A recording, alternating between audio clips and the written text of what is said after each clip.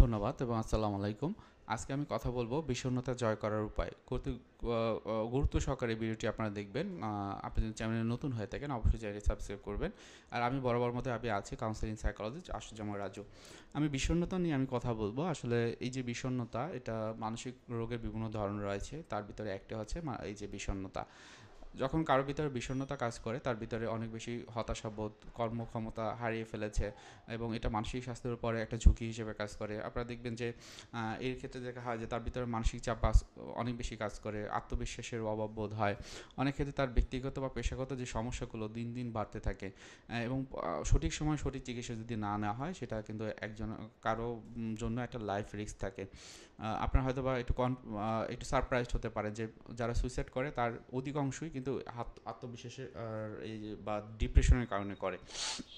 তো এই যে যারা এই সমস্যার ভিতর দিয়ে যাচ্ছে মানসিক সমস্যার ভিতর দিয়ে তাদের দেখা যায় যে শতকরা বাংলাদেশে যদি বলি 100 জনের ভিতরে 8 জন বা 10 জনের মতো আছে যারা কোনো না কোনো সময় তাদের ডিপ্রেশন বা বিষণ্ণতায় পড়েছে। এবং এই যে ডিপ্রেশন বা বিষণ্ণতা যখন একটা মানুষের ভিতরে অনেক দিন ধরে থাকে তখন তার লাইফের একটা পজিশন তৈরি হয়, যেটা হলো আমি আসলে ভালো না, আমি পারফেক্ট না। সাথে সাথে এই পৃথিবী যারা আছে তারাও আসলে পারফেক্ট না। সো এটা যখন হয় তখন কি ভিতরে তার মনে হয় তাহলে এই পৃথিবীতে বেঁচে থেকে কী লাভ, বেঁচে নাই থাকলাম। তখন কিন্তু তারা সুইসাইড করার একটা টেন্ডেন্সি তাদের ভিতরে কাজ করে। সো সুইসাইড কখনোই আমাদের কাম্য না, কারণ হলো আমার যত চিন্তা ভাবনা বা যতই আমার অনুভূতির জায়গায় খারাপ থাকুক না কেন আমরা সঠিকভাবে এটাকে যদি হ্যান্ডেল করতে পারি তাহলে এই ধরনের সমস্যা আপনার হবে না। সো আপনাকে বেশ কিছু জিনিস আপনি করতে পারেন। যাদের ভিতরে ডিপ্রেশন থাকে অধিকাংশ সময় দেখা যায় যে তাদের এটা মনের অবস্থানটা এত খারাপ থাকে, এত নিম্নতর স্তরে চলে যায় যে আসলে সে নিজেকে নিয়েই নিজে কনফিউজ থাকে। সো আপনি যদি প্রফেশনাল হেল্প নিতে পারেন আপনার যে বর্তমান যে অবস্থাটা সেখান থেকে আপনি নিশ্চিত এখান থেকে উঠে আসতে পারবেন। এবং প্রথম এবং প্রধান যে কাজটি সেটি হলো নিজেকে ভালোবাসা। আপনি যদি নিজেকে ভালোবাসতে না পারেন, বিশ্বাস করেন এই পৃথিবীর কেউ আপনাকে ভালোবাসবে না।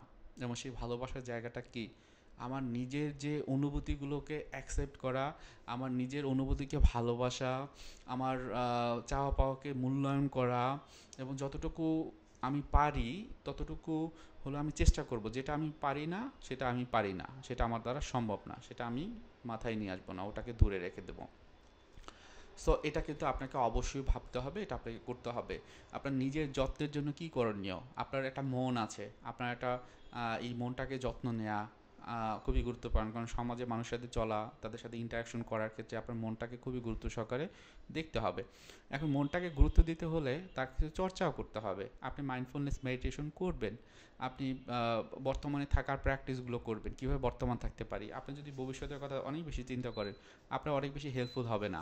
আপনি যদি অতীতের কথা চিন্তা করেন হেল্পফুল হবে না।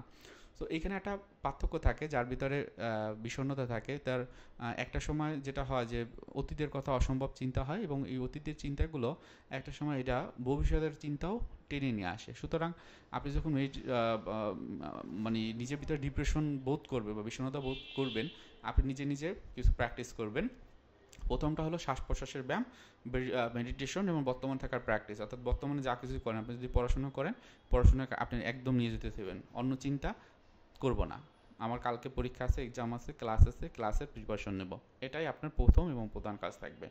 আবার মনটাকে শান্ত করার জন্য শ্বাস প্রশ্বাসের ব্যায়াম যখন করবেন আপনার অটোনমিক নার্ভ সিস্টেমটা একটা কন্ট্রোলে আসবে। আপনি নিয়মিত শারীরিক ব্যায়াম বা যোগ ব্যায়াম এটা করতে পারেন, কীভাবে করবেন সেটা অনেক ভালো জানেন। আপনার রাতের ঘুমটা রাতেই দিতে হবে। আপনি সকালে ঘুমিয়ে গেলেন 10টা 11টার ভিতরে ঘুমিয়ে গেলেন, দরকার হয় 4টায় ওঠেন, 5টায় ওঠেন, কোনো সমস্যা নাই, কিন্তু রাতটা যেন আপনার সকাল পর্যন্ত না হয়। আপনি সকাল 5টার সময় ঘুমাতে যাবেন সেটা না, আপনি 10টায় ঘুমাবেন, দরকার হলেও সকালে উঠবেন, 4টা 5টায় উঠলে আপনার সমস্যা হবে না। নিজের প্রতি দয়ালু হন। দয়ালু হবেন এই কারণ আমরা যখন আমার নিজেকে ওই যে প্রথমে বলা অ্যাকসেপ্ট করতে পারি না, নিজেকে খারাপ লাগে, নিজেকে নোংরা লাগে, নিজেকে অসহ্য একটা লোক রাখে, তখনই কিন্তু আমরা মানুষকে এইটা প্রতিস্থাপন করি আয়নার মতো। সো নিজেকে ভালোবাসার যে দিকগুলো, নিজের উপরে একটু ইতিবাচক ধ্যান ধারণা বা মনোভাব তৈরি করা, আপনার নিজের সম্পর্কে ভালো কিছু গুণাগুণ আপনি লিখে রাখেন, একটু মাঝে মাঝে দেখেন, ওই যে একটু দেখবেন এটা আপনার ব্রেনকে আপনাকে তো একটা নাড়া দিচ্ছে। তারপর সৃজনশীল যে বিষয়গুলো, আপনি যদি ক্রিয়েটিভ হন, বা ক্রিয়েটিভ চিন্তা ভাবনা থাকে তার আলোকে কী করা যায় সেগুলো কিছু করতে পারেন আপনি। হয়তো বা আর্ট, লেখা, সঙ্গীত চর্চা বা অন্যান্য হস্তশিল্প যদি আপনি পারেন সেগুলো কি করতে পারেন, খুবই ভালো লাগবে এটা দেখে। যখন আপনি করবেন অবসরটা আপনার কাটিয়ে উঠতে পারবেন। তারপর অনেক ক্ষেত্রে যেটা হয় যে প্রিয়জনের সাথে মানে একটা ভালো একটা সম্পর্ক তৈরি করা, দূরের কাউকে ফোন দেওয়া, তার সাথে সময়টা কাটানো এখন তো খুব সহজ হয়ে গেছে, ইন্টারনেটের মাধ্যমে বলা যায়, সেটা আপনি করতে পারেন। তারপর অনেক সময় দেখা যায় ফ্ল্যাশব্যাক হয়, অতীতের বিভিন্ন রকমের চিন্তা চলে আসে, তো ওই জায়গাটাতে একদম আপনি যেটা করবেন একদম চ্যালেঞ্জ করবেন যে এটা তো আমার লাইফের পার্ট একটা, আবার অতীতে হয়ে গেছে, তাহলে এখানে এখনও কেন এটাকে ধরে রেখেছে। তো এটাকে আমি আর চিন্তা করব না, বরং ওটা যেটা গেছে পাস্ট ইজ পাস্ট, আমার মাথায় সেটাই বলবো, আমি বর্তমানে থাকবো, যেটা ভালো লাগে সেটা করব, যেটা আমার ইম্প্রুভমেন্ট হবে সেটা করার ব্যবস্থা করব। তাছাড়া আর যেটা করতে পারেন, যে লক্ষ্যগুলো থাকবে সেটাকে বড় লক্ষ্য না থেকে ছোট ছোট ছোট ছোট ভাগ করে আস্তে আস্তে আগানো খুবই গুরুত্বপূর্ণ। আমি আজকে কিছু কাজ করলাম, সেটা আমি সফল হলাম, আই এম ফিলিং প্রাউড, আমি গর্বিত, আই এম ফিলিং স্যাটিসফাইড, আমি সন্তুষ্ট, আই এম ফিলিং কনফিডেন্ট, আমি আত্মবিশ্বাসী। এইগুলো আমাকে বলবো, আমার নিজের ভিতরে একটা চাইল্ড থাকে, সেই চাইল্ডকে আমি বলবো। আমার এই চাইল্ড অনেক সময় অসহায় বোধ করে, অনেক বেশি হতাশায় থাকে, সেই জিনিসগুলো আমি যখন বলবো তখন ও কিন্তু শান্ত হবে। ও হয়তোবা আমার আশেপাশে যারা থাকে তাকে একটা গিফট করলাম, সেই গিফটটা সে নিল, আমাকে প্রশংসা করলো, তার সাথে একটা ভালো সম্পর্ক হলো, কিন্তু মন কিন্তু ওই গিফট চায় না, মন চায় ওকে একটু ভালো বলেন। সেই আমার মনটাকে আমি একটু ভালো বলার প্রচেষ্টা করলাম।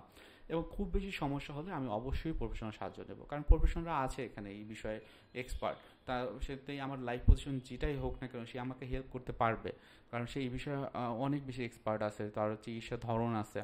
তো এইগুলো আপনি করবেন এই কারণে, কারণ আপনার নিজেকে ভালো রাখার দায়িত্ব আপনারই। আপনি যদি নিজেকে ভালো রাখতে পারেন অন্যদেরকে ভালো রাখতে পারবেন। সো সবাই ভালো থাকেন, সুস্থ থাকেন, আসসালামু আলাইকুম।